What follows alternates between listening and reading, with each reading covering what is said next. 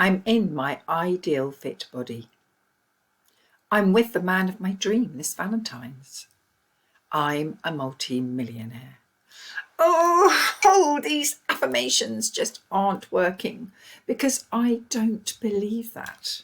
So I need to make change at a subconscious level, as it determines 99% of our lives.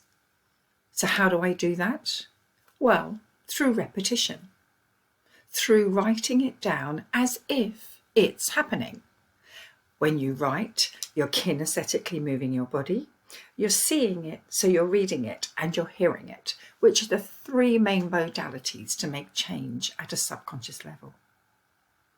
They say it takes at least 21 days to make change, so I best get my journal out. Bit late for this Valentine's, but hey, try it and let me know how it goes. Madeline, your NLP and certified law of attraction coach.